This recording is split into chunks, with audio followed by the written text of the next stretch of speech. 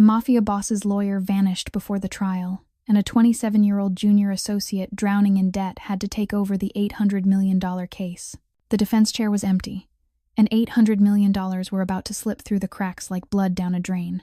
The Federal Court of New York had never seen this many people crammed into a single courtroom, not even during the infamous mob trials of the 80s. Reporters shoved each other in the galleries. Cameras pointed at every corner like hungry wolves waiting for the kill. And the air conditioning seemed to have surrendered entirely, perhaps out of shame for having to witness the downfall of Lucian Moretti, the man they called the Devil of the East Coast. Lucian sat alone at the defense table, his gray eyes scanning the room with the cold precision of a predator who had just realized he was the prey. 36 years old, owner of an empire that stretched from luxury hotels to underground casinos, the kind of man who made senators nervous and competitors disappear. But at that moment, even the devil himself could not find his lawyer. Thomas Reed, the man who had protected the Moretti family for 30 years, who charged $5,000 an hour and had never lost a case, had simply vanished into thin air. And what happened next would change everything. If this story hooks you, hit like and share it with someone who loves a good thriller. Subscribe and turn on notifications so you never miss our next tale. Now let us see who dared to walk into the devil's courtroom. Judge Patricia Hayes glanced at the wall clock for the 4th time in the span of 2 minutes. She was the kind of judge who made even the most battle-hardened attorneys quietly reconsider their career choices. Her silver hair was swept into a flawless bun without a single strand out of place. Her gold-rimmed glasses seemed custom-made to make people feel guilty, and her patience had clearly run out sometime in the previous decade. She struck the gavel once, the dry crack echoing through the silent courtroom like a gunshot. "Mr. Moretti," she said, each word sharp enough to slice through the air. "This court doesn't have time for theatrics. You have exactly 5 minutes to secure legal representation, or I will dismiss this case due to the defendant's absence." Lucian rose to his feet, fastening the button of his suit jacket with unhurried precision, as if he were standing in his own boardroom rather than facing the possible loss of $800 million. "Your Honor," he said, his voice so low and steady it was almost irritating, "my attorney appears to have encountered an unexpected complication." Across the courtroom, Prosecutor Richard Blake didn't bother to hide the triumphant smile on his polished face. Blake shaved his head every day because he believed it made him look more intimidating, but in truth it only made him resemble a billiard ball fueled by political ambition and an ego the size of the entire state of Texas. "Your Honor." Blake stood, his tone dripping with pleasure. Perhaps Mr. Moretti's lawyer has finally realized that defending a criminal is a futile endeavor. Or perhaps, he paused to savor the moment, even the most expensive attorneys have limits to what their conscience can endure. A ripple of snickering laughter spread through the gallery. Reporters hammered at their keyboards with manic energy, and Lucian could almost see the headlines forming in real time. The East Coast Devil abandoned, the Moretti empire collapsing, Mafia boss facing humiliating defeat. Lucian didn't let his expression shift by even a fraction. He had faced enemies who wanted him dead, rivals who wanted to steal his empire, and once he had even survived a car bombing when he was only 23 years old. An empty chair wasn't going to break him. Yet inside his mind, a single question kept circling without rest. Where was Thomas Reed, the man who had protected the Moretti family for 30 years, who had never been late to an appointment, never missed a hearing, never broken a promise? The phone in Lucian's jacket pocket vibrated. He meant to ignore it, but the instincts of a man who had survived 20 years in the underworld made him glance down at the screen. A message from a hidden number. Lucian opened it and felt the blood in his veins turn to ice. The image struck him like a fist to the chest.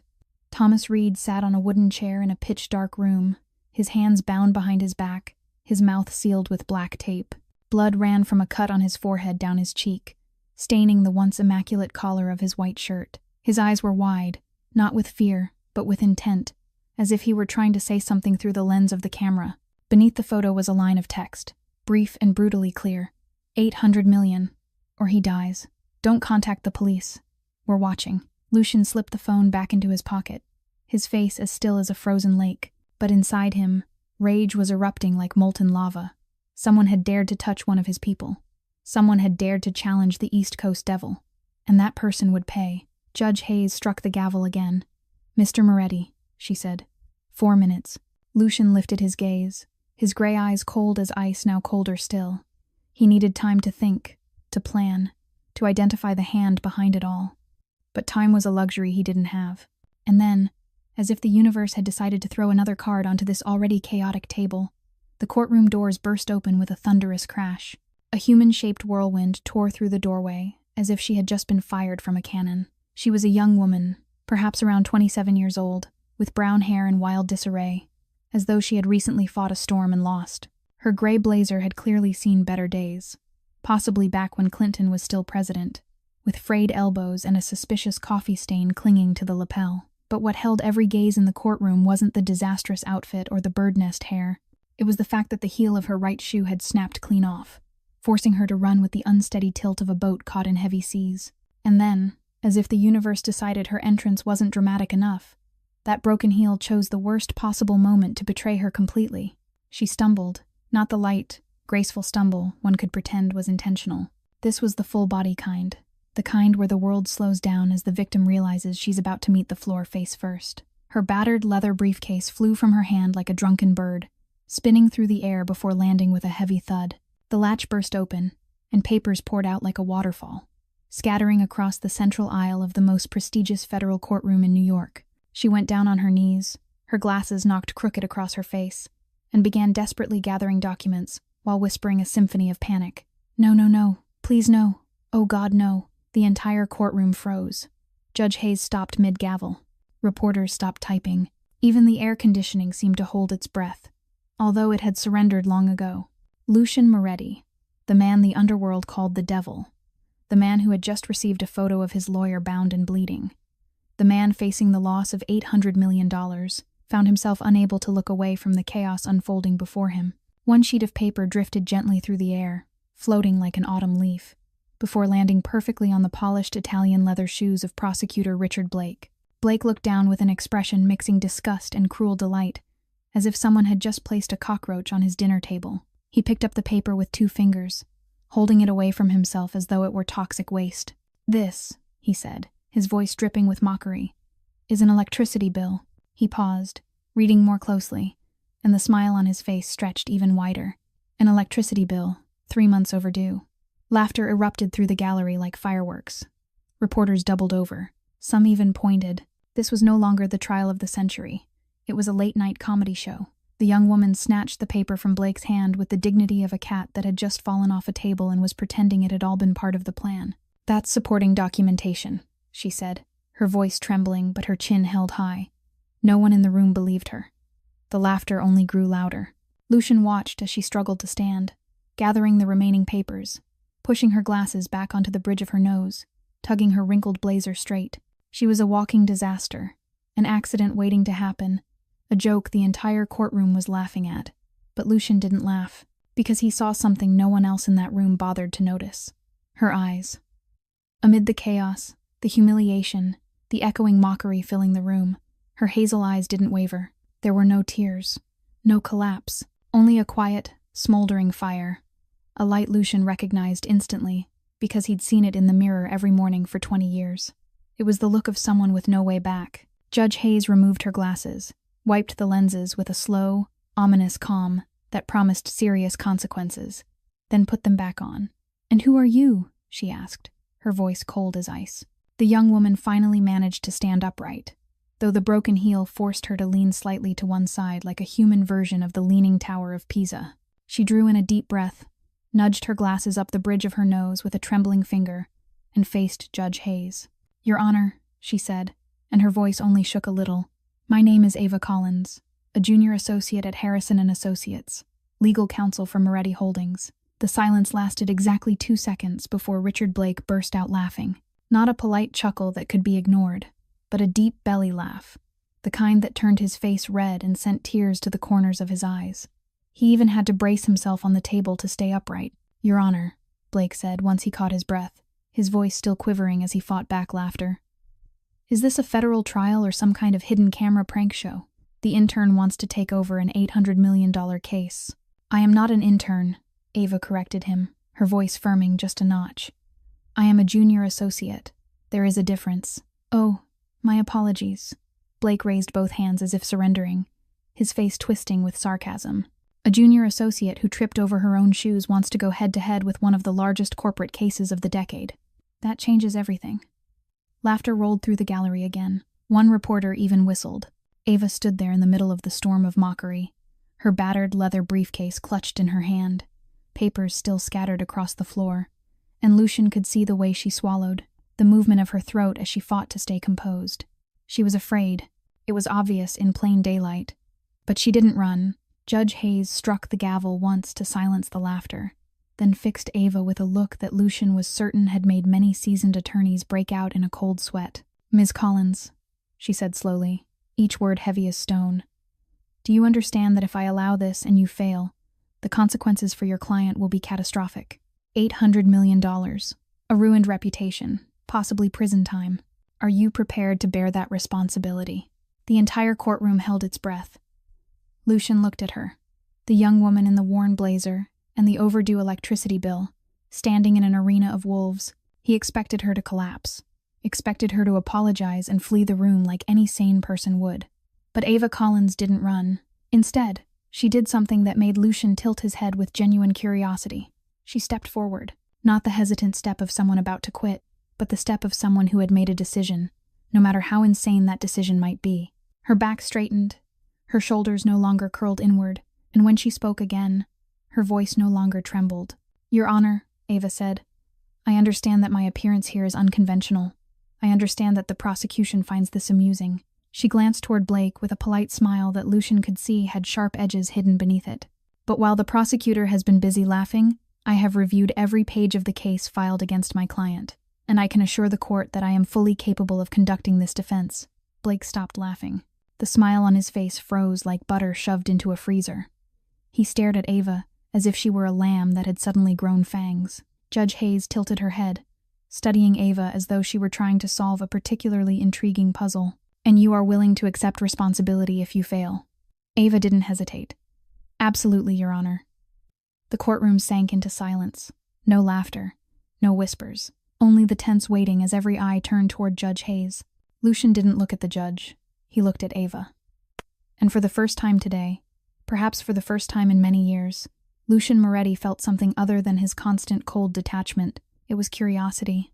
This girl, with the broken heel and the overdue electricity bill, with trembling hands and a steady voice. Who was she? Why was she here? And why, amid all this chaos, did her eyes look exactly like his own had 20 years ago, when he stood before his father's grave and swore he would build an empire from the ashes? Judge Hayes remained silent for a long moment, long enough for Lucian to count 15 heartbeats, and then she struck the gavel. "The defense may proceed." The courtroom was still buzzing with whispers as Ava Collins made her way toward the defense table, the broken heel turning each step into a small act of endurance. Lucian watched her approach, and suddenly, like lightning splitting the night, the memory of the previous evening crashed into him. Thomas Reed had called at 11:30 that night, his voice strange, hoarse, urgent in a way Lucian had never heard in 30 years of knowing him. The call lasted less than a minute. Thomas said very little, but there was one sentence he repeated like a prayer. "No matter what happens, trust her." Lucian had asked who she was. Thomas hadn't answered. The line went dead, followed by silence. Lucian had called back dozens of times and heard nothing but the hollow beep of an unanswered phone. He had thought it was a strange call. Perhaps Thomas had had too much whiskey. Perhaps he was under pressure because of the trial the next day. He hadn't given it much thought. Until now. Lucian watched Ava pull out a chair beside him, placing her battered leather briefcase on the table with the careful precision of someone trying to preserve the last scraps of dignity. Her, Ava Collins, the girl with the overdue electricity bill and the worn blazer, the girl the entire courtroom had just laughed at. This was the person Thomas Reed, the legendary attorney with 30 years of experience, had asked him to trust. Lucian wasn't the kind of man who believed in coincidence. In his world, everything had a reason. Every piece on the board was positioned with intent. Thomas had known. He had known he wouldn't make it to court today. He had known, and he had prepared a contingency. The question was why her? Judge Hayes struck the gavel, signaling the formal start of proceedings. "The prosecution may present its charges," she said, her voice as sharp as ever. Richard Blake rose, the triumphant smile returning to his face as if Ava's clumsy entrance had been nothing more than a warm-up act before his inevitable victory. Lucian turned to Ava. She was opening her briefcase, and he could see her hands trembling. Not much, just a faint vibration at the tips of her fingers as she flipped through the pages, but enough for Lucian to know she was wrestling with her own fear. He leaned toward her, close enough for his breath to brush her ear, close enough to catch the scent of cheap coffee and jasmine perfume on her skin, a strange combination that wasn't nearly as unpleasant as he would have expected. "Do you know what you're doing?" he whispered, his voice low and dark, the voice he usually used when he wanted business rivals to break into a cold sweat. Ava didn't look at him. She kept turning pages, her eyes racing across the lines at a dizzying pace. But she answered, her voice barely loud enough for the two of them to hear. "No." Lucian blinked. That wasn't the answer he had expected. He had anticipated false confidence, empty bravado, or at least a carefully polished lie. But she said no, plain, unvarnished, as if the truth was the only thing she could afford. Then she continued, still not looking at him, her gaze fixed on the documents. "But I will figure it out." Lucian leaned back in his chair, studying her with the same scrutiny he reserved for contracts worth hundreds of millions of dollars. This girl didn't know what she was doing. She admitted it without shame, but she wasn't backing down. She was sitting here, with a broken heel and trembling hands, ready to face one of the largest cases of the decade. Not because she was confident, but because she had no other choice. Lucian had met hundreds of lawyers in his life, those confident to the point of arrogance, those clever to the point of cunning, those talented to the point of danger, but he had never met anyone like Ava Collins, someone honest about her shortcomings and still willing to fight. Thomas had said trust her. Lucian didn't know yet if he could do that, but he decided, at least for now, he would give her a chance, because sometimes the most dangerous people aren't the strongest, but the ones who have nothing left to lose. Richard Blake rose with the confidence of a man who knew victory was already his. He buttoned his suit jacket, smoothed his tie, and stepped into the center of the courtroom like an actor taking the stage on Broadway. "Your Honor, members of the jury," he began, his voice ringing like a polished bell. "Today we are not judging an ordinary businessman. We are judging a man who turned luxury casinos into money laundering machines. A man who washed $800 million in illicit funds through the financial system of the United States right under our noses." Blake pivoted and pointed straight at Lucian like a prophet delivering judgment upon the guilty.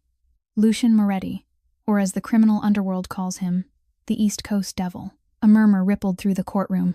Ava felt the pressure settle heavily on her chest, as if someone had just placed a stone there. She opened her notebook and began to write, her pen racing across the page at a frantic pace. Blake gestured to his assistant, and a large screen lit up in the corner of the courtroom. The first image was a complex diagram of money transfers, arrows tangled like a spiderweb. "Here," Blake said, his voice thick with drama, "is the flow of funds from unidentified sources, through 17 shell companies across 7 different countries, and finally into 3 casinos owned by Moretti Holdings in Las Vegas, Atlantic City, and Monaco. $800 million. In less than 3 years." Ava kept writing without pause, struggling to keep up with every figure, every name, every detail. Blake poured out like a flood. She bit her lower lip without realizing it, a habit left over from her university days when she crammed information before exams. Lucian sat beside her, his expression calm as if he were listening to a weather forecast, but his gray eyes never left Ava. He watched the way she bit her lip, the slight furrow in her brow when the information grew complex, the way her fingers flipped pages with surprising precision. She was processing information at a speed Lucian rarely saw in anyone. "And now," Blake said, his footsteps echoing on the wooden floor as he moved toward the witness stand, "I call the prosecution's first witness, Derek Chen, former chief accountant of Moretti Holdings." A man emerged from the side door, about 40 years old, gaunt-faced with black-framed glasses, and the look of someone who had not slept properly in a very long time. Derek Chen took the stand, swore to tell the truth, and sat down with the stiff posture of a marionette. "Mr. Chen," Blake began, his tone sweet as honey, though Lucian could smell the poison beneath it. "How long did you work for Moretti Holdings?" 7 years, Derek Chen replied, his voice flat as if reading from a script. "From 2017 to 2024. And during that time, did you witness any irregular financial activity?" Derek Chen cleared his throat, his eyes dropping as though he could not bring himself to face Lucian. "Yes. I witnessed multiple instances of large sums of cash being delivered from unidentified sources and entered into the casino accounting system as legitimate revenue." The courtroom erupted in murmurs. Reporters hammered at their keyboards like maniacs. Jurors exchanged uneasy glances. Ava continued writing, but inside her, a storm was forming. This testimony was damaging, extremely damaging. Blake guided Derek Chen through a series of questions, each answer driving another nail into Lucian Moretti's coffin. Chen described secret meetings, destroyed documents, direct instructions from superiors to conceal the origins of the money. He delivered it all with the pained expression of a man forced to betray, but Lucian recognized the shifty eyes of someone who was lying. The problem was proving it. Ava turned to a fresh page, her notebook already packed with notes, question marks, arrows connecting details together. She stopped at one point, her pen hovering in midair, her lips pressing together more tightly. Lucian tilted his head, watching her. She had seen something. He did not know what it was, but the brief flash of light in her eyes before she masked her reaction told him something important. The girl with the broken heel and the overdue electricity bill might have found something, and for the first time since receiving the photo of Thomas bound to a chair, Lucian Moretti felt a faint spark of hope flicker in the darkness. Judge Hayes turned toward the defense table, her gaze settling on Ava like a hawk assessing its prey. "Does the defense wish to cross-examine the witness?" Ava swallowed. This was the moment of decision. She could refuse, allow Derek Chen to step down with that lethal testimony intact, and accept defeat from the very first round. Or she could stand and face a witness carefully prepared by the most aggressive prosecution team in New York. She stood. The chair creaked behind her as if protesting her choice. "Yes, Your Honor," she said, and her voice shook. Not much, but enough for Richard Blake to wear a satisfied smile at the prosecution table. Ava stepped away from the defense table, feeling the eyes of the entire courtroom burning into her back. Her footing wobbled slightly because of the broken heel, but she forced herself to keep her balance as she approached the witness stand. Lucian watched her, and for the first time that day, he felt real concern. This girl was shaking. She was afraid, and fear in a courtroom was like blood in the water for sharks. It invited a merciless attack. "Mr. Chen," Ava began, her voice trailing slightly at the end. "You testified that you worked for Moretti Holdings for 7 years. "Yes," Derek Chen replied, his confidence noticeably stronger now that he sensed her nerves. "That is correct. And during that time, you held the position of chief accountant." "Yes." Ava asked a few more basic questions, the kind any first-year law student could come up with. "What were your responsibilities? Who did you report to? What did your daily workflow look like?" Blake leaned back in his chair, arms crossed over his chest, wearing the expression of someone watching a particularly dull piece of entertainment. He even yawned, without bothering to cover his mouth, loudly enough for several jurors to notice. Lucian clenched his hand beneath the table. This was a disaster. The girl truly did not know what she was doing, just as she had admitted. She was wasting time with meaningless questions while $800 million hung over the edge of a cliff. He was considering whether to request a recess to find another lawyer, when Ava suddenly shifted direction. "Mr. Chen," she said, and there was something different in her voice now. The tremor was gone, replaced by a sharpness Lucian had not expected. "In your statement, you said you directly witnessed a large cash transaction on March 15th, 2023. Do you recall that?" Derek Chen nodded, his confidence undiminished. "Yes, I remember it very clearly. It was one of the largest transactions I witnessed.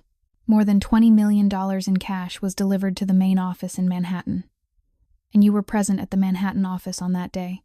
"Of course. I personally supervised the entry." Ava turned back to the defense table and opened the battered leather briefcase the entire courtroom had mocked less than an hour earlier. She pulled out a folder and returned to face Derek Chen. But this time, she did not shake. "Your Honor," Ava said, her voice carrying clearly through the suddenly silent courtroom. "The defense would like to submit Exhibit 1. This is a copy of the personnel file of Mr. Derek Chen at Moretti Holdings, confirming that he requested leave from March 14th through March 18th, 2023. Blake shot to his feet. "Objection. This document was not included in the pre-submitted evidence list." Judge Hayes raised a hand.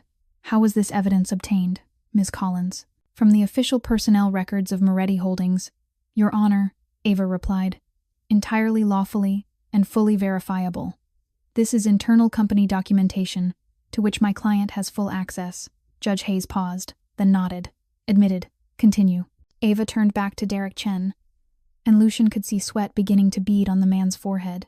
"And this," Ava continued, producing 2 more pages, "is a round-trip airline ticket from New York to Miami in the name of Derek Chen, departing on March 14th and returning on March 18th, 2023, along with a hotel registration receipt from the Fontainebleau Miami Beach for the same dates."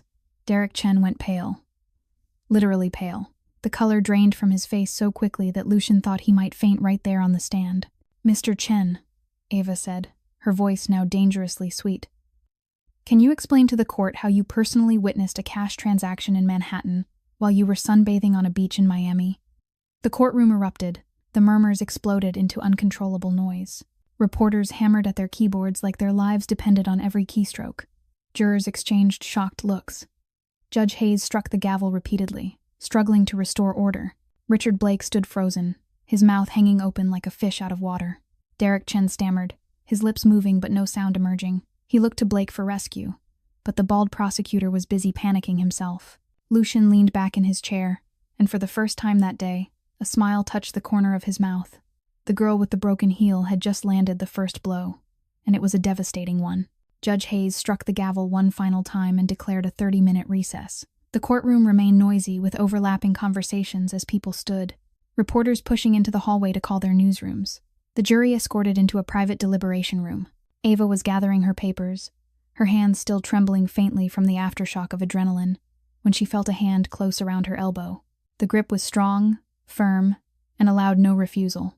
She looked up and met the ice-gray eyes of Lucian Moretti. "Come with me," he said, not a request but a command. Before Ava could react, he was already pulling her through a side door into a small room reserved for attorneys to confer with their clients.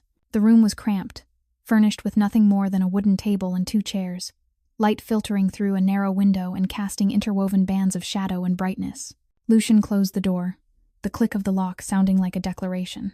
He turned to face Ava, and she realized she was backing up until her spine met the cold wall. Lucian stepped closer, each movement slow and deliberate, until he stood directly in front of her, close enough for her to catch the scent of expensive cologne and something more dangerous beneath it. "Who are you?" he asked, his voice low and deep like distant thunder. "I already told you," Ava replied, struggling to keep her voice steady while her heart pounded as if it wanted to break free of her chest.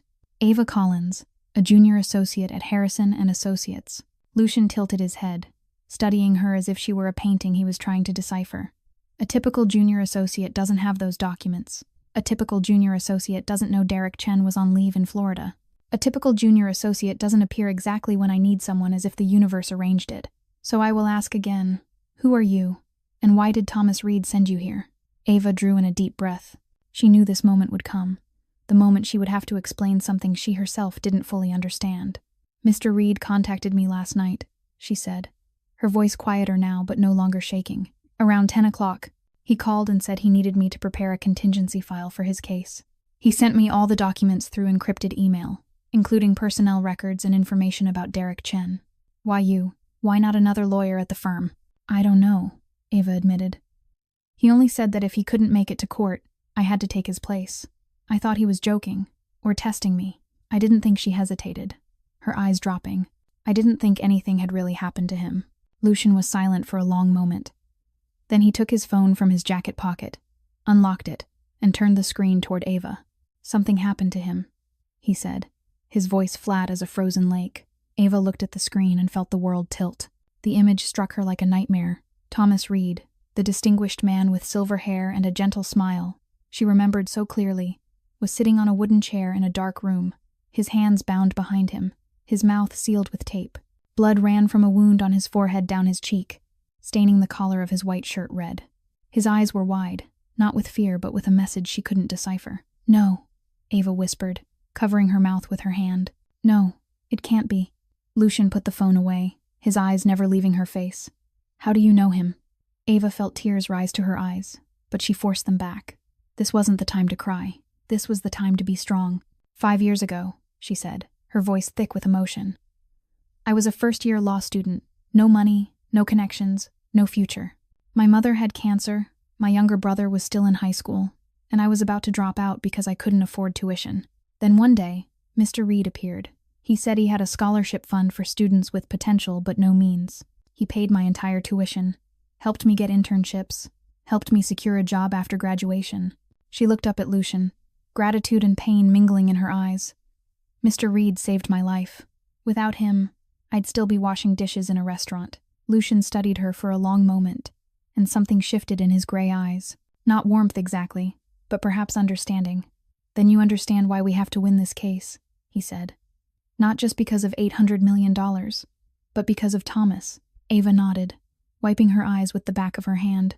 "We will win," she said, her voice steadier than it had ever been. "For him."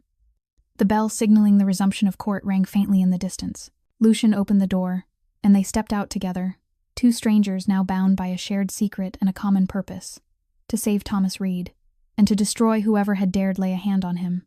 The first day of the trial ended at 6 p.m, with Judge Hayes announcing proceedings would resume at 9 the following morning. Ava packed her documents into the battered leather briefcase, her body so exhausted she felt she could fall asleep right there at the defense table. She had been awake nearly all night preparing the files Thomas had requested, then endured the most intense day of her life inside the courtroom. Now all she wanted was to return to her tiny studio apartment in the Bronx, take a hot shower, and sleep for a solid 12 hours. But when she turned around, Lucian Moretti was standing directly behind her, and the look in his eyes told her her plans were not going to happen. "You are coming with me," he said, not a question. "I need to go home," Ava protested, her voice heavy with fatigue. "My brother is waiting, and I still need to prepare for tomorrow." Lucian stepped closer, his voice dropping until only the two of them could hear.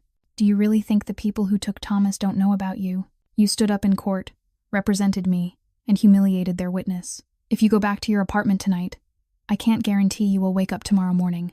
Ava felt the blood in her veins turn cold. She hadn't thought of that. She had been so focused on not embarrassing herself in court that she forgot she had stepped into a world far more dangerous than she had imagined. "What about my brother?" she asked, her voice trembling. "Noah. He's 17. He's home alone." Lucian pulled out his phone and made a brief call. "Connor," he said into the device, "send people to this address.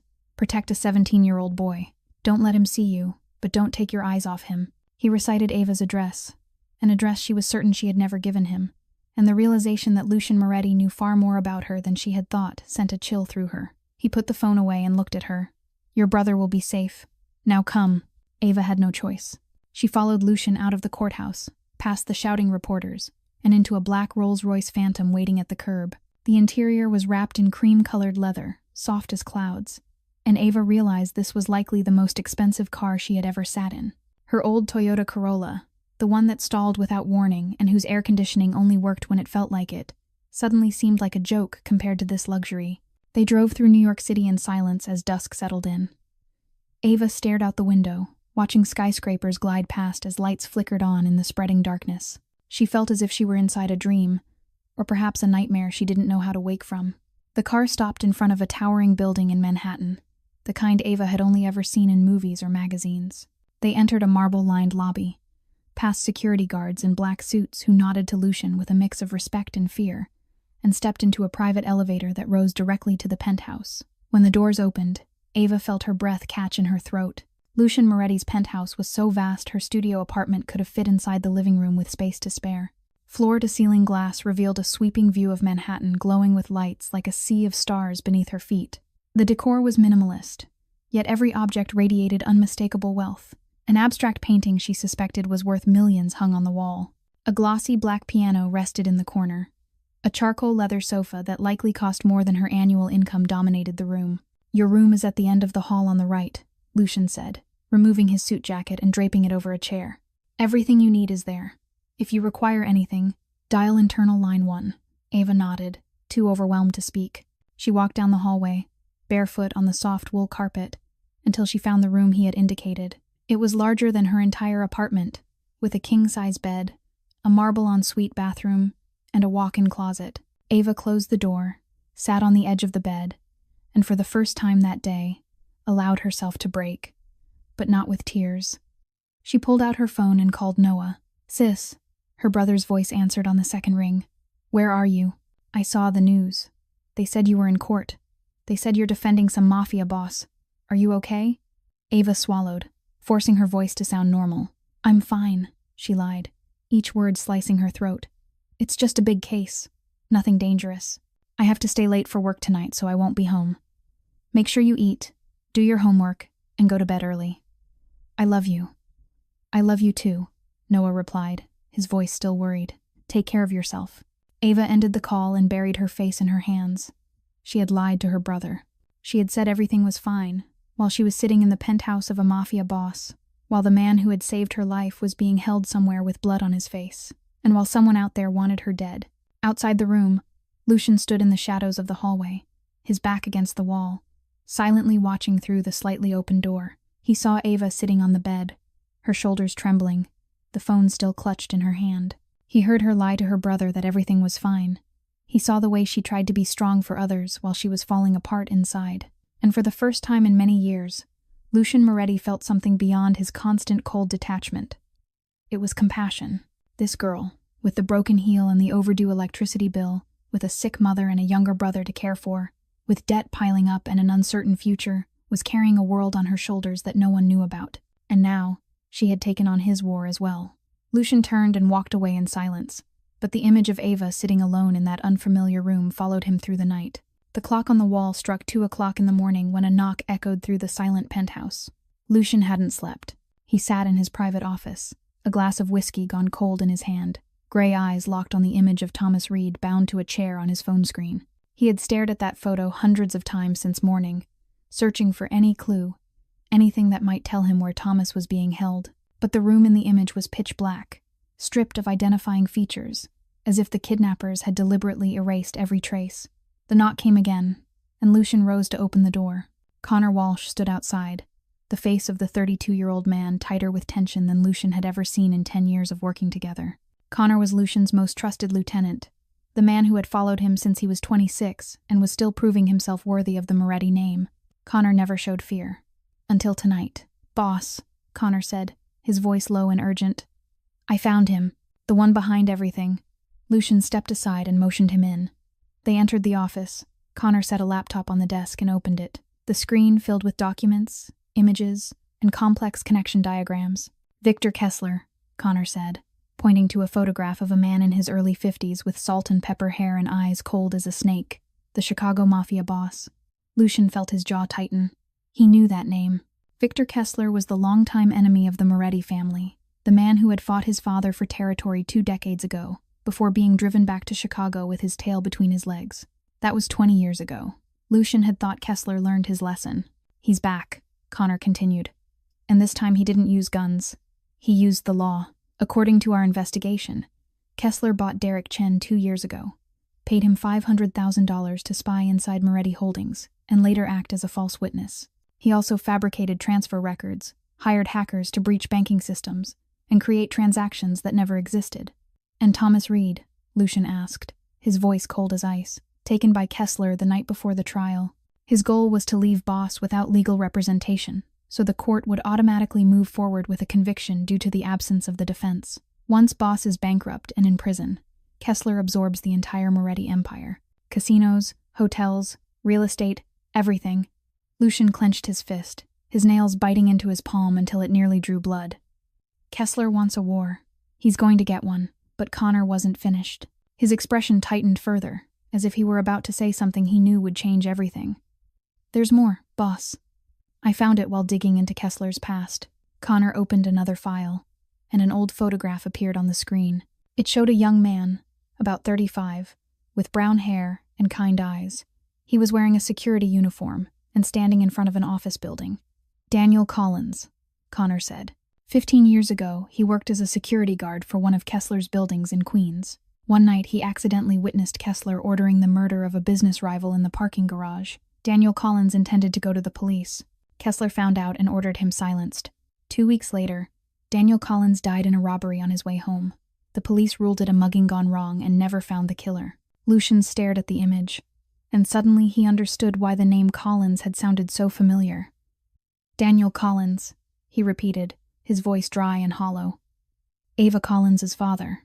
Connor nodded grimly. "That's right, boss. The girl sleeping at the end of the hallway is the daughter of the man Kessler killed. She doesn't know. She believes her father died in a random robbery." Lucian stood frozen, his body locked like stone. 15 years. Ava had lived 15 years believing her father died by chance.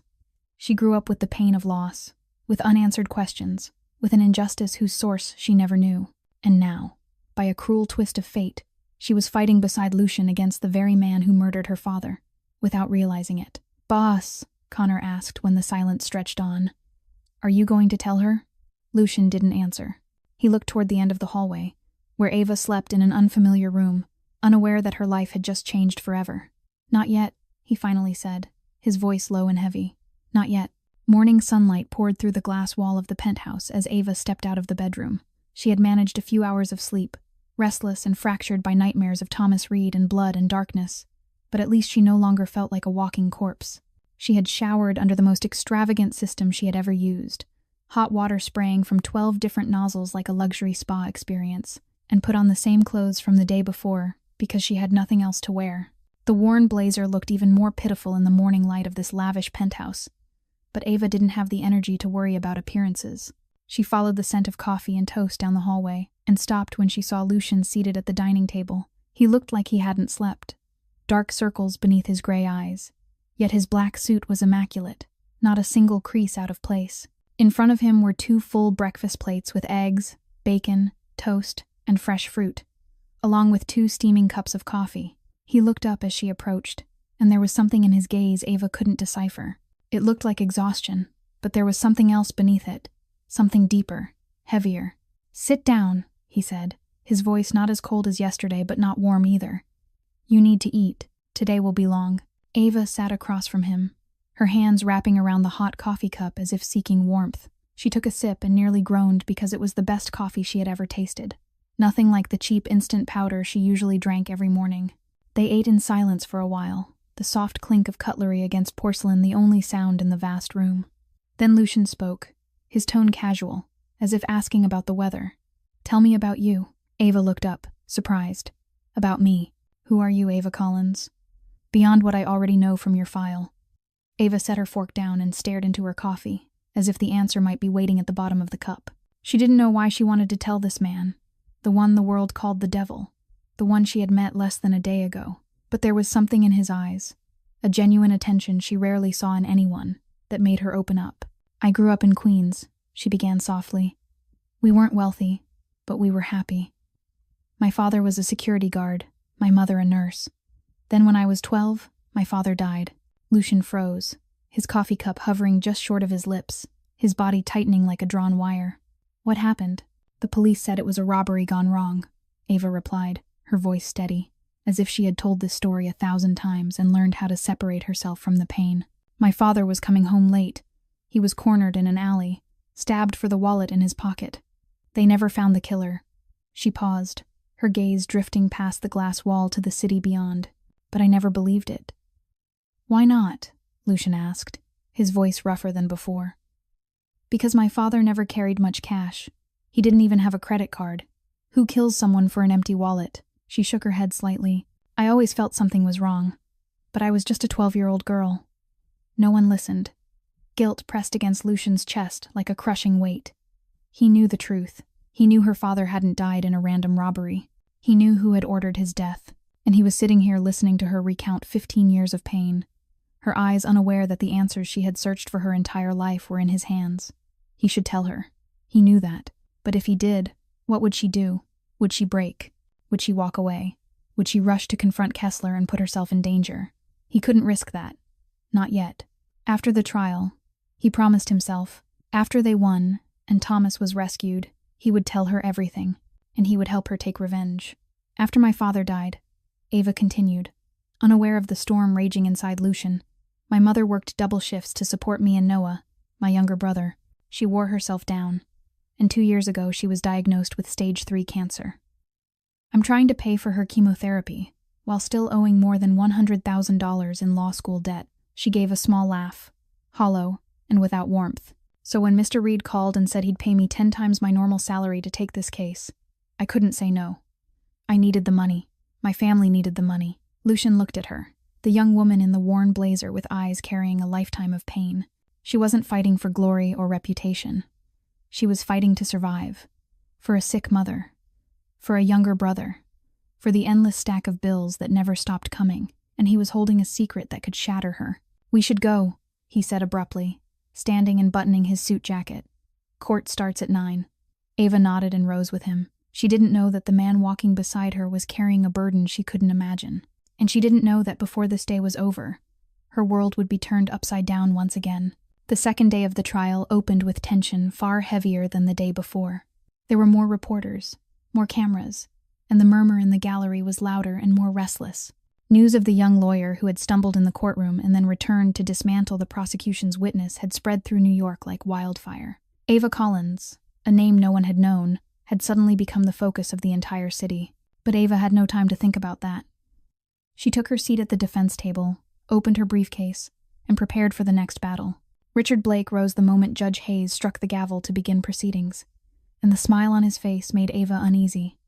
It was not the smile of a man defeated the day before. It was the smile of someone hiding an ace up his sleeve. "Your Honor," Blake said, his voice filled with restored confidence, "the prosecution would like to present new evidence. This evidence was obtained during our investigation and has been verified by our experts." Ava glanced at Lucian, but his expression remained calm as a still autumn lake. If he was worried, he hid it well. Blake signaled to his assistant, and the large screen in the courtroom lit up. A video began to play. The image showed a dim underground parking garage, yellowish lights casting a sickly glow from the ceiling. A black car was parked in the corner, and two men stood beside it in conversation. One of them was Lucian Moretti. There was no mistaking him. The height, the posture, the signature black suit, and the face with its cold gray eyes. The other man was large and heavy-set, his face crisscrossed with scars, the kind of man anyone would recognize as criminal at a glance. In the video, Lucian handed the heavy-set man a black briefcase, and the man opened it to inspect the contents. Inside were thick stacks of cash. The courtroom erupted in noise. Jurors exchanged uneasy looks. Reporters hammered at their keyboards. Ava felt her heart sink like a stone. This was visual evidence, the most powerful kind in any trial. A video showing the defendant directly handing money to a suspicious figure in a dark garage late at night. How could she fight this? "As the court and jury can clearly see," Blake said, his voice ringing with triumph. "This is direct footage of Mr. Moretti handing cash to Antonio Russo, a notorious drug trafficker with ties to multiple criminal organizations. This video was recorded by the building's security cameras on August 12th last year." Ava looked at Lucian, and this time she saw his jaw tighten. He leaned toward her, whispering so only she could hear, "I don't know anyone named Antonio Russo, and I wasn't in any parking garage on that date." Ava gave a small nod, and a spark of hope ignited in her mind. If Lucian was telling the truth, then the video was fake, and fake videos always have weaknesses. "Your Honor," Ava stood, her voice steadier than she felt. "The defense requests time to examine this video before proceedings continue." Blake scoffed. "This is clear visual evidence in broad daylight. What is there to examine?" "Precisely because it looks so clear, we need to examine it," Ava replied, her voice not trembling. "The defense has the right to verify the authenticity of any evidence presented to the court." Judge Hayes nodded. "Granted. The defense has 30 minutes. Ava sat and went to work. She pulled out her laptop, requested access to the original video file, and began analyzing it frame by frame.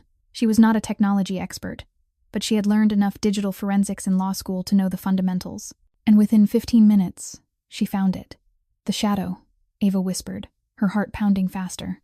"The shadow doesn't match." She studied the frame more closely. The lights in the parking garage were positioned above and to the left, which meant shadows should fall down and to the right. The car's shadow was correct. The heavy-set man's shadow was correct. But Lucian's shadow fell to the left, as if he were standing under a completely different light source. "This is composited," Ava said to Lucian, her eyes brightening. "They took footage of you from another video and inserted it into this one. That's why the shadow doesn't align with the garage lighting." She continued by checking the video's metadata and found more irregularities. The file creation date didn't match the date displayed in the footage. The file had been edited multiple times using professional video editing software. The file size was smaller than expected for a video of that resolution, indicating it had been recompressed after editing. Ava stood, and this time she did not shake. "Your Honor," she said, her voice carrying clearly through the silent courtroom. "The defense has reason to believe this video has been altered. The defendant's shadow does not align with the light source in the parking garage, indicating compositing. The file's metadata also shows multiple anomalies. We request the court summon an independent digital forensics expert to verify the authenticity of this evidence." "Objection." Blake shot to his feet, his face flushed red. "This is nothing but a delaying tactic by the defense." Judge Hayes struck the gavel once to silence him. She studied Ava for a long moment, as if reassessing the young woman she had nearly expelled from the courtroom the day before. "Request granted," she said. "The court will summon an independent digital forensics expert for the afternoon session." Blake collapsed back into his chair, his expression twisted as if he had just swallowed a lemon. Judge Hayes announced a 1-hour recess while waiting for the digital forensics expert to arrive. The courtroom slowly emptied as people poured into the hallway. reporters jostling for the best angles, attorneys from both sides gathering their files. Ava stood, her body feeling like she had just run a marathon, yet a small, fragile spark of hope flickered inside her. She had found the weakness in the fake video. She was fighting, and she had a chance to win. Her phone vibrated in her jacket pocket. Ava pulled it out, assuming it was Noah checking in as usual. But when she looked at the screen, the blood in her veins froze. A message from an unknown number. No name, no source, just a single line of text, short and sharp like a knife, driven straight into her heart. Drop the case right now, or your brother will have an accident on his way to school tomorrow morning. We know which school Noah attends. We know which bus route he takes. We are watching. Attached to the message was a photograph. Noah, her 17-year-old brother, standing in front of his school gate in his familiar uniform, backpack on his shoulders, an innocent smile on his face. The photo had been taken from a distance, likely from a parked car, the angle making it clear the photographer had been watching Noah without the boy ever realizing it. Ava felt the world tilt. She grabbed the back of a chair to steady herself, but her legs gave way. The files slipped from her hands, papers scattering across the floor, and she fled the courtroom as if something were chasing her. The hallway outside was crowded, and Ava didn't want anyone to see her like this. She turned into a shadowed corner where the corridor lights didn't reach and leaned against the cold wall. Then she cried. Not loud sobs, but the kind of silent breaking cry, shoulders shaking, tears streaming down her cheeks without a sound. She had lost her father at 12. She had carried her family on her back since she was a teenager. She had worked 3 jobs at once, buried under debt, with a gravely ill mother, and she had kept going. But this was different. This was Noah, her brother, the child she had sworn to protect at all costs after their father died. If anything happened to Noah because of her, she would never forgive herself. She had to quit. That was the only choice. She would walk back into the courtroom, tell Judge Hayes she could not continue for personal reasons, and leave. Lucian Moretti would lose. $800 million would vanish. Thomas Reed might never be rescued, but Noah would be safe, and that was all that mattered. She was about to push herself upright, about to return and surrender, when a shadow appeared at the end of the hallway. Lucian Moretti stood there, gray eyes fixed on her with an expression she couldn't read. He said nothing, only walked toward her, each step echoing softly in the quiet corner. When he stopped in front of her, close enough to see the tears still clinging to her lashes, he remained silent for a moment. "What happened?" he asked, his voice low and deep, but there was something different in it, a genuine concern Ava hadn't expected. Ava wanted to lie. She wanted to say it was nothing, just exhaustion, just pressure, but she was too tired to lie anymore.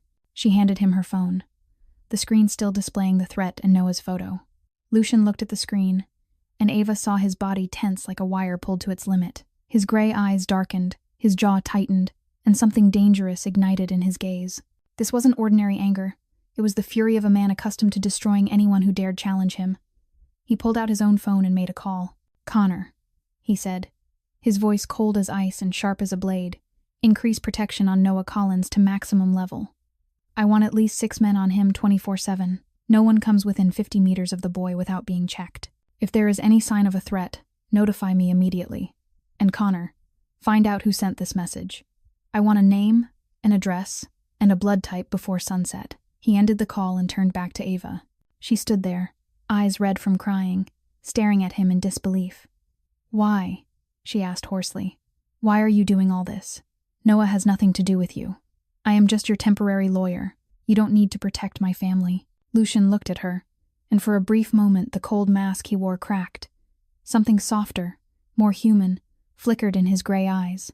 Then it vanished, replaced by his familiar steel. "You stepped into my world when you accepted this case," he said, his voice low and unyielding. "From that moment on, you became mine. And no one threatens what is mine," and walks away. He stepped closer, close enough for Ava to feel the warmth of his body, close enough that she had to look up at him. "You don't need to be afraid," he said, his voice gentler but no less firm. "I will protect you and your family. That is a promise. And Lucian Moretti doesn't break promises." Ava looked into those gray eyes and knew he was telling the truth. She didn't know why. She didn't understand how. But she knew the man the world called the devil had just become the shield standing between her and the darkness. She wouldn't quit. She would fight. For Thomas Reed. For Noah. And perhaps, in some quiet corner of her heart, for the man standing before her, who had sworn no one would ever harm her again. The afternoon session of the trial began with the arrival of Dr. Margaret Chen, a leading digital forensics expert from Columbia University, summoned to analyze the video submitted by the prosecution. She was a woman in her early 50s, with neatly cropped silver hair and black-framed glasses, the unmistakable presence of a serious academic with no patience for courtroom games. She took the witness stand, swore the oath, and sat down holding a thick stack of reports. Richard Blake remained at the prosecution table, his face tense but still clinging to an air of confidence. He was certain his video was flawless, certain the forgers had been meticulous, certain no one could uncover the truth. But the moment Dr. Chen began to speak, that confidence evaporated like morning mist under sunlight. "Your Honor," Dr. Chen began, her voice calm and professional, after a thorough analysis of the video presented by the prosecution. "I have identified multiple indicators that this video has been significantly altered." She stood, approached the large screen, and used a laser pointer to highlight key details. First, as the defense has already noted, the shadow of the individual identified as Mr. Moretti does not align with the light source in the parking garage. The overhead lighting originates from the upper left, yet the shadow of this figure falls to the left instead of the right. This is a fundamental error that occurs when compositing footage from different video sources. She turned to the next page of her report. Second, metadata analysis reveals that this video file was created on September 10th of this year, not on August 12th of last year as claimed by the prosecution. The file was edited at least 17 times using Adobe After Effects, a professional software designed for film editing and visual effects. The courtroom stirred. Jurors exchanged stunned glances. Sweat beaded visibly on Blake's bald head beneath the lights. And finally, Dr. Chen concluded, "Pixel-level analysis shows that the image of the individual alleged to be Mr. Moretti has a different resolution from the rest of the video. This can only occur when an image is extracted from another source and inserted. My professional conclusion is that this video is a fabrication and cannot be considered reliable evidence." Judge Hayes struck her gavel to quiet the room, then fixed Blake with a gaze sharp enough to freeze a desert. "The prosecution's video evidence is hereby excluded from the record," she declared coldly. "The jury will not consider this video in its deliberations." Blake went pale, literally pale. The color drained from his face as if a valve had been opened, leaving behind a sickly white mask. But Ava did not stop there. She rose, and in her eyes burned a fire Lucian had never seen before. "Your Honor," Ava said, her voice steady and commanding, "the defense requests permission to submit additional evidence." "Granted," Judge Hayes nodded. Ava stepped into the center of the courtroom, documents in hand. "The prosecution has alleged that my client laundered $800 million through his casino operations. What they failed to disclose to the court is that every dollar of that sum originates from legitimate and fully traceable sources." She handed the documents to the court clerk for distribution. "These are the complete audited financial reports of Moretti Holdings over the past 3 years, reviewed by a Big Four accounting firm. Every dollar stems from lawful business activity, including hotel revenue, casino profits, and real estate investments. There are no unexplained funds." Blake sprang to his feet, his voice shaking with anger. "Objection. These documents were not included in the original evidence list." Ava was ready. "Your Honor, these materials directly rebut the prosecution's claims and are admissible under the Federal Rules of Evidence, Rule 401. Judge Hayes looked at Blake without sympathy. "Objection overruled. Proceed, Miss Collins." Ava nodded and produced another set of documents. "And now, Your Honor, I present the most critical evidence." She raised the papers. "These are internal emails from the prosecutor's office, obtained through lawful discovery. These emails show that Mr. Blake and his team were aware that the video was fabricated 2 weeks before this trial began, yet chose to present it as their primary evidence." The courtroom exploded. Shouts, gasps, reporters hammering keyboards in a frenzy. Judge Hayes struck her gavel repeatedly, but could not immediately quell the chaos. Blake stood like a cornered animal, eyes bloodshot, veins bulging. Then he lost control. "Who do you think you are?" he roared, advancing toward Ava with fury etched across his face. "A child fresh out of law school, someone who tripped over her own shoes, daring to stand here and accuse me. You are nothing but a puppet for the Mafia, a soul sold to the devil for pocket change." Lucian leapt to his feet, gray eyes blazing with rage. But before he could move, Judge Hayes' gavel cracked through the air like thunder. "Silence," she shouted, her voice echoing through the courtroom. "Mr. Blake, this is an official warning. One more personal attack and I will hold you in contempt of court." She turned her furious gaze on the room. "Court is adjourned until 9 tomorrow morning. And Mr. Blake," She locked eyes with the visibly shaken prosecutor. "I strongly suggest you prepare a very convincing explanation for those emails." Blake stood frozen, his face twisted between terror and fury. Ava returned to the defense table, and as she sat beside Lucian, she felt his gaze upon her. When she looked up, she saw something she had never seen in his eyes before: admiration. The night before the verdict, the penthouse was wrapped in soft golden light, and the hush of the city far below. Ava sat curled on the charcoal leather sofa, a glass of red wine resting in her hand. She had traded the frayed old blazer for a set of soft sleepwear someone had quietly placed in her closet, and for the first time in days, she allowed herself to breathe. Lucian sat at the opposite end of the sofa, his tie loosened, the top 2 buttons of his shirt undone, a glass of whiskey swaying slowly in his hand. He looked different at home, less like the devil of the East Coast and more like an ordinary man, a man worn down by too many burdens carried alone. They had sat like this for hours, reviewing every detail of the case, preparing for every possible outcome the next day might bring. Now, with the clock edging toward 11 at night and nothing left to prepare, they simply sat in silence, gazing through the wall of glass at the millions of Manhattan lights shimmering outside. "How did you grow up?" Ava asked suddenly, breaking the quiet. She did not know why she asked. Maybe the wine had made her braver. Maybe she wanted to understand the man beside her. Lucian was silent for a long moment, long enough for Ava to think he would not answer. Then he took a sip of whiskey and began to speak, his voice low and distant, as if he were talking about someone else. "My mother left when I was 4, he said, his eyes fixed on nothing. She could not bear this life, could not bear my father, could not bear the shadow of the Moretti Empire pressing down on her.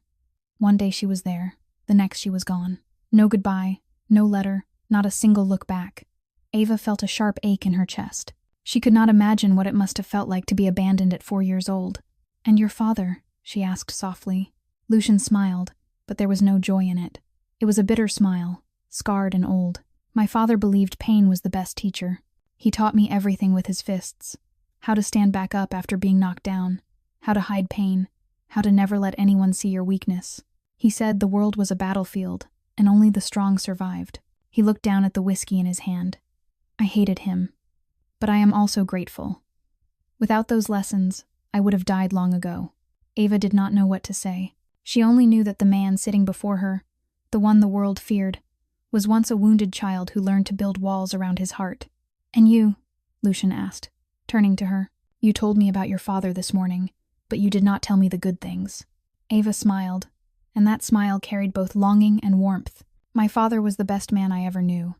He was a security guard, did not earn much, and sometimes we lived on instant noodles for a week when money ran out. But every Sunday, no matter what, my father bought me ice cream." She looked out the window, her eyes bright with memory. "He would take me to the park, buy me a strawberry cone, and we would sit on a bench watching people pass by.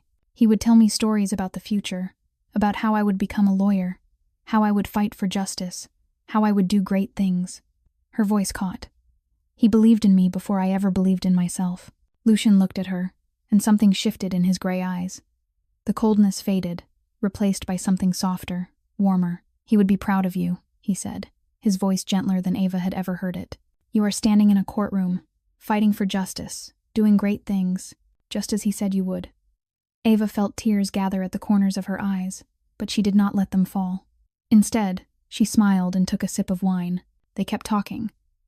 About things that had nothing to do with the case, about favorite books, about the best films they had ever seen, about dreams they had abandoned and dreams they still chased. As they talked, they sat closer without noticing, the distance between them shrinking until their shoulders nearly touched. The wine made Ava drowsy, and her eyelids grew heavy. She meant to stand and go to her room, but the sofa was too soft, and the warmth of the man beside her too comforting. She only meant to close her eyes for a moment. When Lucian turned to look at her, Ava was asleep, her head tilted to one side, brown hair falling over her shoulder, her face peaceful like a child's. In sleep, she was no longer the fearless lawyer who had dismantled a witness and exposed a fake video. She was just a 27-year-old woman, tired and alone, carrying the weight of the world on her shoulders.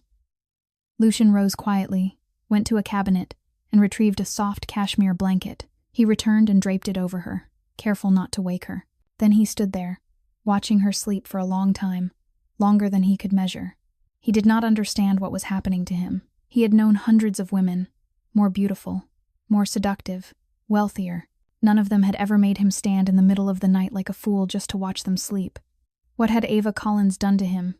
Lucian had no answer. He only knew that for the first time in 36 years, his frozen heart was beginning to thaw, and that frightened him more than any enemy he had ever faced. Lucian's phone vibrated at 2 a.m, shattering the silence of the penthouse.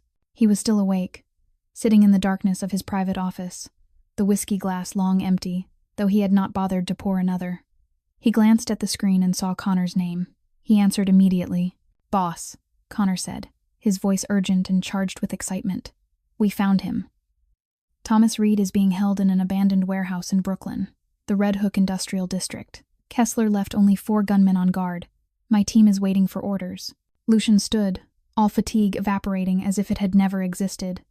"Assemble Alpha Team. I'm going myself." He ended the call and stepped out of the office. Passing through the living room, he paused for a second to look at Ava still sleeping on the sofa, the cashmere blanket draped over her face calm in sleep.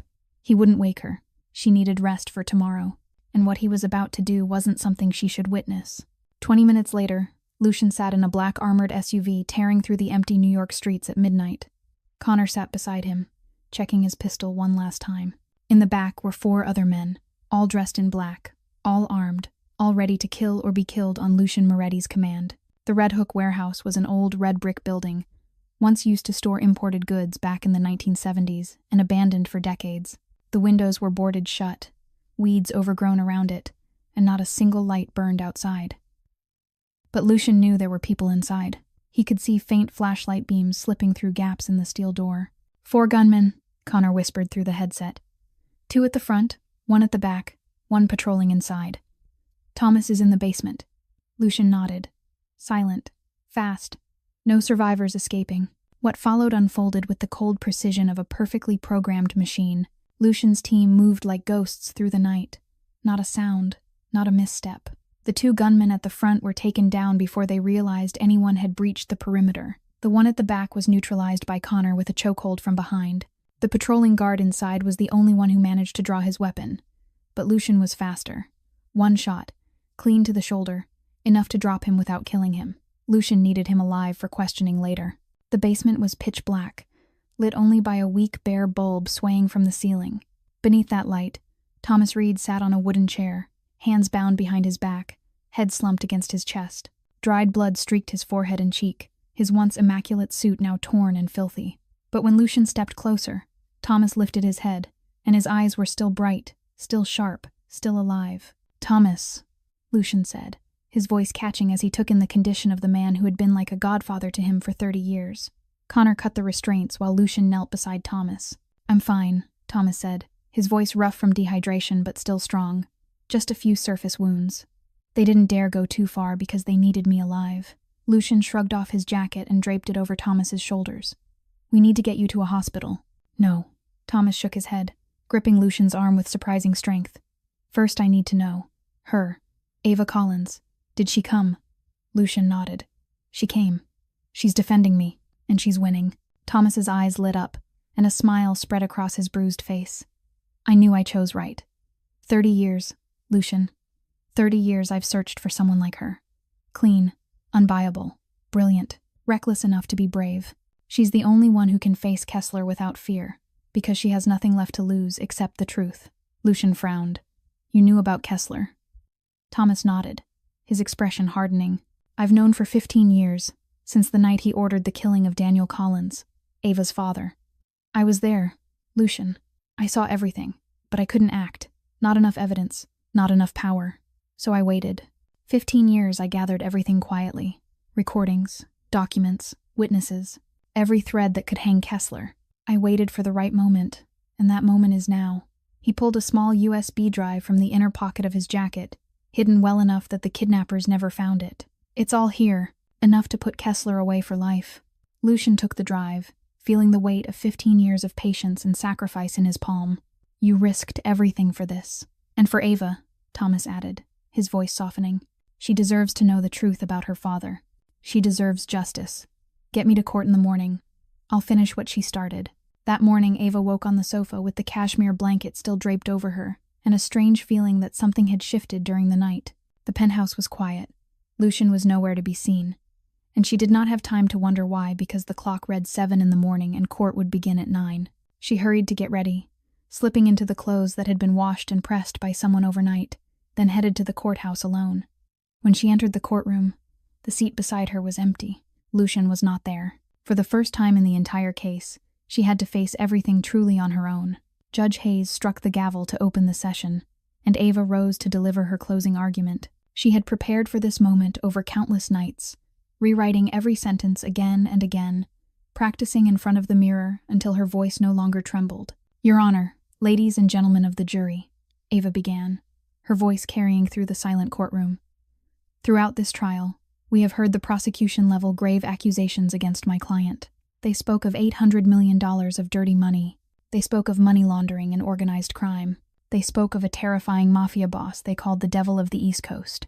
She paused, letting her gaze move across the jury. But what did we truly witness? A witness who lied about where he was on the day of the alleged illegal transaction, a video fabricated using professional editing software, and a prosecutor who knew his evidence was false and chose to use it anyway to accuse an innocent man. She stepped closer to the jury, her eyes open and sincere. "You were summoned here to find the truth. And the truth is that there is no credible evidence proving my client laundered money. All we have seen are lies, forged evidence, and a scheme designed to destroy a successful businessman for reasons we are only beginning to understand. I ask you, in the name of justice, to find my client not guilty." Richard Blake stood to respond, but it was clear to everyone he had lost his strength. His voice wavered, his arguments collapsed under their own weight, and his eyes kept darting toward the door as if he were waiting for something or afraid of it. "Your Honor," Blake stammered, "errors in evidence do not mean the defendant is innocent. We still have financial reports showing irregular cash flow." But his words no longer carried power. After the fake video and the exposed lies, no one in the courtroom believed him. Judge Hayes struck the gavel and announced a recess for deliberation before the final verdict. The jury began to rise. Ava let out a breath, thinking it was over. Then the courtroom doors burst open. Every head turned, and stunned silence fell over the room. Thomas Reed walked in, supported by Lucian Moretti at his side. He looked weakened, his face still marked with bruises, white bandages wrapped around his forehead, but his eyes burned with determination. He wore a new suit, his back straight, and each step echoed through the hushed courtroom like a drumbeat. Ava stood frozen, her mouth open with no sound emerging. Thomas Reed was alive. Thomas Reed was here, and as he moved toward the witness stand, she knew everything was about to change. "Your Honor," Thomas said, his voice hoarse but steady. "My name is Thomas Reed, legal counsel for Moretti Holdings, and I request permission to present new evidence critical to this case." Judge Hayes stared at him in disbelief. "Mr. Reed, we were informed you were missing." "I was kidnapped, Your Honor," Thomas replied, "by the people behind this conspiracy, and now I am here to expose the truth." He produced a small USB drive and handed it to the court clerk. On this device are 15 years of collected evidence against Victor Kessler, the Chicago Mafia boss who orchestrated this entire case to destroy Lucian Moretti and seize his empire. Kessler bribed the witness Derek Chen, hired professionals to fabricate video evidence, and abducted me to prevent my appearance in court. The courtroom erupted. Reporters hammered their keyboards. Jurors exchanged shocked glances. Blake jumped to his feet, his face drained of color. "Objection, this is a farce." But Thomas continued. "And there is more, Your Honor." He turned his icy gaze toward Blake. "Among this evidence are emails and recordings proving that prosecutor Richard Blake accepted $1,200,000 from Victor Kessler to ensure Lucian Moretti would be convicted at any cost, including the use of falsified evidence." Blake collapsed into his chair, every trace of color gone. He opened his mouth to speak, but no sound came. Judge Hayes stood, her face flushed with fury. "Court security," she roared. "Arrest Richard Blake immediately for bribery and obstruction of justice. All materials concerning Victor Kessler are to be transferred to the FBI for federal investigation." 2 officers moved in to cuff Blake as he sat motionless like a statue. Ava stood there, tears streaming down her face without her noticing. She looked at Thomas, the man who had saved her life with a law scholarship 5 years earlier. She looked at Lucian, the man who had believed in her when no one else had, and she understood it was over. They had won. Judge Hayes struck the gavel one final time, the sound echoing through the courtroom like a bell signaling the end of a long and brutal war. Based on the new evidence presented and the complete failure of the prosecution to substantiate its allegations, she declared, her voice clear and absolute. "This court finds the defendant Lucian Moretti not guilty on all charges. The case is hereby dismissed." The courtroom exploded. Applause, cheers, reporters shouting questions, all crashing together into a chaotic symphony of victory. Ava stood frozen, her legs trembling, her heart pounding so hard she could barely breathe. She had done it. The girl with the broken heel and the overdue electricity bill had won an $800 million case against one of the most powerful mafia figures in the country. Then she felt a hand close around hers. Ava turned and saw Lucian standing beside her, his gray eyes fixed on her with a light she had never seen before. It was not the cold gaze of the devil of the East Coast. It was the look of a man seeing someone who truly mattered to him. "You did it," he said, his voice low and meant only for her. "Thank you." Ava could not find words. She only squeezed his hand tighter and smiled through the tears welling in her eyes. They stood like that for a long moment, surrounded by reporters and noise, as if time itself had paused just for them. After the courtroom emptied and silence settled in, Thomas Reed asked to see Ava privately. They sat in a small consultation room for attorneys, Thomas on one side of the table, Ava on the other, and Lucian leaning against the wall in the corner like a silent guard. Thomas placed a thick file on the table and slid it toward Ava. "There is something I need to tell you," Thomas began, his voice heavy and grave. "Something I have carried for 15 years, waiting for the right moment to say it. This is about your father, Ava, about Daniel Collins." Ava felt her heart skip a beat. She stared at the file as if it were a venomous snake ready to strike. Her hands shook as she opened it and began to read. Police reports, crime scene photos, witness statements, recordings, emails. Page after page, the cruel truth unfolded before her like a waking nightmare. Her father did not die in a robbery.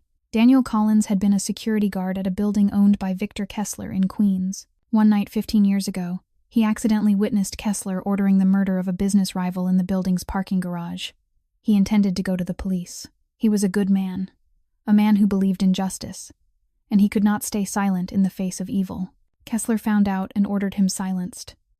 2 weeks later, Daniel Collins was killed in a dark alley on his way home, his wallet still untouched in his pocket but 3 stab wounds in his chest. The police ruled it a robbery because Kessler had paid them to bury the truth. Ava did not realize she was crying until tears splashed onto the pages, blurring the merciless words. 15 years. 15 years she had lived with a lie. 15 years wondering why fate had been so cruel to her father. And now she knew. Her father did not die by chance. He died because he was a good man in a vicious world. She lost control. The sobs tore out of her chest, raw and broken. The grief she had buried for 15 years, finally unleashed. The room spun, and she would have collapsed if someone had not caught her. Lucian moved from the corner to her side before she even realized it. He sat beside her, and when she leaned instinctively for balance, she rested against his shoulder. He said nothing, simply let her cry, one hand resting gently against her back in silent reassurance. They stayed like that for a long time. Ava's sobs slowly fading until she was only whispering broken sounds into the fabric of his suit. Then, in the quiet after the storm, a question formed in her mind. A question she did not want answered but needed to ask. "When did you know?" she asked, her voice hoarse from crying. "About my father. About Kessler. When did you know?" Lucian was silent for a moment. When he answered, his honesty hurt.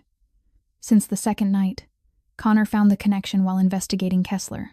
Ava pushed away from him and sprang to her feet as if shocked. Her eyes were red from crying, now burning with fury. "You knew since the second night," she said, her voice shaking with restraint. "You knew the truth about my father and you did not tell me." "Ava," Lucian began, rising to follow her. "No," she shouted, backing away. "I told you about my father. I told you I always felt something was wrong. And you sat there, looking at me, knowing the truth and saying nothing." She shook her head, tears falling again, this time sharp with betrayal. "I need to leave." She turned and walked toward the door, each step cutting into Lucian like a blade. "Ava," he called, his voice breaking. She did not stop or turn back, but just before she disappeared through the doorway, he said, loud enough for her to hear, "I will find Kessler. I will get justice for your father. That is my promise." Ava paused for a single second, her back rigid. Then she walked away without a word, leaving Lucian alone in the empty room, his heart heavy and bound to a promise he knew he would keep at any cost. 6 months passed like a dream Ava Collins still didn't quite dare to believe was real. She stood in front of the brass plaque on her office door, the engraved letters gleaming under the soft hallway lights. Ava Collins, Chief Legal Officer, Moretti Holdings. Every morning when she walked past it, she still had to pinch herself to make sure she wasn't dreaming. The girl from Queens with overdue electricity bills and a broken heel now had a corner office overlooking all of Manhattan, a team of attorneys reporting to her, and a salary she'd once never allowed herself to imagine. But the biggest changes had nothing to do with work. Her mother had undergone surgery 4 months earlier. The tumor had been completely removed, and the doctor said her recovery was progressing better than expected. For the first time in 2 years, Ava could call home without bracing herself for bad news. For the first time in 2 years, she could watch her mother smile without feeling her chest tighten with fear. Noah had received a full scholarship to Columbia University. The 17-year-old boy she'd once sworn to protect at all costs was now a freshman studying computer engineering, his future wide open in front of him. On move-in day, when Ava helped him carry his bags into the dorm, Noah hugged her tightly and told her it was all because of her. Ava cried the entire drive home, but they were tears of joy. Victor Kessler was awaiting trial in a federal detention center, facing a cascade of charges ranging from money laundering to first-degree murder. The evidence Thomas Reed had collected over 15 years had become the final nail in the Chicago Mafia boss's coffin. The FBI estimated the trial would last months, but the outcome was all but sealed. Kessler would die in prison. Justice for her father was finally coming. Yet amid all that light, there was one absence Ava couldn't ignore. Lucian Moretti. After the day she walked out of the courthouse, they didn't speak for 2 weeks. 2 long, punishing weeks. Ava spent angry, grieving, and trying to convince herself she didn't need him. She failed miserably. That night, rain poured down in sheets. Ava sat in her new Brooklyn apartment, a decent place she could finally afford, holding a book she couldn't focus on when the doorbell rang. She wasn't expecting anyone. She opened the door and froze. Lucian Moretti stood there in the downpour, soaked from head to toe. His expensive suit clung to his body, dark hair plastered to his forehead, rain streaming down his face like tears. He didn't look like the devil of the East Coast. He looked like an ordinary man standing at the door of the woman he loved, his heart laid bare. "What are you doing here?" Ava asked, her voice trembling though she wasn't cold. Lucian met her gaze. His gray eyes weren't cold anymore, but filled with emotions he didn't know how to name. "I don't know how to apologize," he said hoarsely. "I grew up in a world where apologies were weakness, where showing emotion was suicide. I don't know how to say the right things. Don't know how to be romantic. Don't know how to love someone the right way." He paused, swallowing as if he were swallowing his pride whole. "But I know this. I don't want to lose you, Ava. These past 2 weeks without you have been the worst of my life. I can lose $800 million without blinking, but the thought of losing you makes it hard to breathe." Rain splashed onto Ava's face through the open doorway, but she didn't care. She looked at the man in front of her, the man who had hidden the truth about her father, who had hurt her, but also the man who had protected her and Noah, who had covered her with a blanket when she fell asleep on the sofa, who had kept his promise and brought Kessler to justice. "You're an idiot," she said finally. "I know," Lucian replied, "and I'm going to have to work very hard to make it up to you. I'll do anything." Ava stepped aside and opened the door wider. "Come in. You're soaking wet." Lucian stepped inside, and when she closed the door behind him, he turned to her, disbelief written all over his face. "You forgive me?" "Not yet," Ava said honestly, "but I'm willing to give you a chance to earn it." And that was how they began. Not with a cinematic kiss in the rain, but with a dry towel, a cup of hot tea, and conversations that lasted until dawn. They learned how to trust again from the ground up, learned how to open their hearts, learned how to love, in their own way, slowly, carefully, and truthfully, in every moment. 1 year after that historic trial, Moretti Holdings hosted a lavish celebration at the Plaza Hotel, one of the most prestigious venues in New York. Hundreds of guests filled the ballroom, from business partners to senior executives, from Thomas Reed in a pristine new suit to Noah Collins sitting proudly beside his mother, who now looked healthier and more radiant than she had in years. Ava stood near the edge of the room, a glass of champagne in her hand, watching the crowd with a quiet, satisfied smile. She wore a long black evening gown that brushed the floor, elegant and striking, nothing like the frayed blazer-wearing girl who'd stumbled into a courtroom a year earlier. She'd changed in countless ways, yet inside she was still Ava Collins from Queens, the woman who believed in justice and never quit. Lucian stood on the stage under the warm lights, his sharp features illuminated, and Ava couldn't take her eyes off him. 6 months of dating had shown her sides of him no one else ever saw. To the world, he was still cold, still the devil of the East Coast everyone feared. But to her, He was the man who cooked noodles at 2 in the morning when she worked late, who drove 2 hours just to buy strawberry ice cream from her father's favorite shop, who held her all night when nightmares from the past came back to haunt her. "Good evening, everyone," Lucian began, his voice carrying through the ballroom. "Thank you all for joining us tonight to celebrate the 1-year anniversary of Moretti Holdings surviving the $800 million lawsuit." Polite applause rippled through the room. Ava smiled, assuming this would be a standard CEO speech. She had no idea what was coming. "But tonight," Lucian continued, his tone softening, "I don't want to talk about the company or money. I want to tell you about a day, exactly 1 year ago, when my life changed forever." Ava's heart started racing. She set her champagne down, her hands suddenly trembling for reasons she couldn't explain. 1 year ago, I was sitting in a courtroom, facing the loss of everything. My lawyer was gone. No one was coming to save me, and $800 million was about to disappear. Lucian smiled, a rare smile meant only for Ava, and then the doors burst open, and a tornado walked in. Light laughter spread through the room. "A young woman," Lucian went on, "with messy hair, a worn-out blazer, and one high heel with a broken heel. She tripped right in the middle of the aisle. Her briefcase flew open, papers everywhere. An overdue electricity bill landed at the prosecutor's feet. The laughter grew louder. Noah whistled from his table. Ava's mother covered her mouth, tears shining in her eyes, and the entire courtroom laughed at her," Lucian said, his voice lowering. "The prosecutor called her a child playing dress-up. No one believed she could do anything at all." Ava stood frozen, her cheeks burning with embarrassment and happiness all at once. "But I looked into her eyes," Lucian continued, "and I saw what no one else did." He paused, his gaze finding Ava across the room and locking onto hers. "I saw the determination of someone with no way back. I saw the strength of someone who'd learned to fight alone. I saw the beauty of a soul that refused to be broken by adversity." Lucian stepped down from the stage and walked straight toward Ava. The crowd instinctively parted, creating a silent path for him. Each step echoed in the suddenly quiet ballroom. Ava couldn't move. Her heart felt like it was about to burst. "She saved my company," Lucian said when he reached her, his voice carried by the microphone on his lapel. "She saved Thomas Reed. She reclaimed justice for her father. And in the process, she saved my soul." He slipped his hand into his jacket and pulled out a small red velvet box. Then, in front of hundreds of people, Lucian Moretti, the devil of the East Coast, the most powerful Mafia boss on the eastern seaboard, dropped to one knee. A collective gasp swept through the room. Noah jumped to his feet, eyes wide. Ava's mother began to cry openly. Thomas Reed nodded with quiet satisfaction. "Ava Collins," Lucian said, opening the box to reveal a diamond ring sparkling under the lights. "You stumbled into my life with an overdue electricity bill and a broken heel. You taught me that strength isn't never falling but always standing back up. Will you marry me?" Tears streamed down Ava's face, but she was smiling brighter than she ever had in her life. "I still owe $100,000 in law school debt," she said through a sob. "Are you sure you want to marry someone with that much debt?" Lucian smiled, a smile that melted every heart in the room.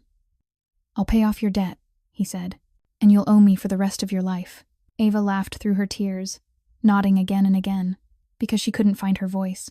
"Yes," she finally whispered. "I do." The ballroom erupted in applause and cheers as Lucian rose, slid the ring onto Ava's finger, and kissed her in front of hundreds of witnesses, sealing a love born from chaos, courage, and an unbreakable truth. Lucian gently slipped the diamond ring onto Ava's ring finger, his movements careful and reverent, as if he were holding the most precious treasure of his life. Then he lifted her face, his gray eyes searching hers, and kissed her amid the thunderous applause of the ballroom. That kiss carried the salt of joyful tears, the warmth of a love that had survived countless storms, and the promise of a future they would build together. From the family table, Noah's excited voice shattered the romantic moment. "So my brother-in-law is officially a billionaire now." The entire room burst into laughter. Ava laughed through her tears and turned toward her brother with an expression that was equal parts exasperation and affection. Her mother was crying and laughing at the same time. Thomas Reed was nodding in quiet satisfaction, and Lucian, the man the world called the devil, was looking at her as if she were his entire universe. After the party, when the guests had gone and the lights had softened, Ava and Lucian stood by the familiar penthouse window, gazing out at the glittering lights of New York below. She rested her head on his shoulder, the diamond ring catching the light on her finger, and she thought about the journey that had brought her here. 1 year earlier, she had been invisible, a junior associate no one noticed, with overdue electricity bills, a gravely ill mother, a younger brother to protect, and debts piling up. She had stumbled in a courtroom, been laughed at, dismissed, and called a child playing pretend. But she hadn't quit. She'd stood up every time she fell. She'd fought when no one believed she could win. She'd proven that true strength doesn't come from money or power, but from a heart that refuses to surrender. And now she stood here beside the man she loved, with a healthy and happy family, justice finally served for her father, and a bright future waiting ahead. She was no longer invisible. She was the woman who had tamed the devil. "What are you thinking about?" Lucian asked softly. Ava smiled and looked up at him. "I'm thinking that sometimes the worst days of our lives turn out to be the beginning of the most beautiful things." Lucian kissed her forehead in quiet agreement. The story of Ava and Lucian reminds us that no matter how many times life knocks us down, what matters is that we always rise and keep moving forward. That love can bloom in the most unexpected places, that justice may arrive late but it does arrive, and that each of us carries the power to change our own destiny. If this story touched your heart, please like and share this video with the people you love. Don't forget to subscribe and turn on notifications so you won't miss our next emotional stories. How did this story make you feel? Have you ever lived through moments that felt hopeless but later became turning points in your life? Share your thoughts in the comments below. We'd truly love to hear the stories from your hearts. Wishing everyone watching this video good health, a joyful life, and peace in every day. Thank you for being with us. Goodbye, and see you in the next video.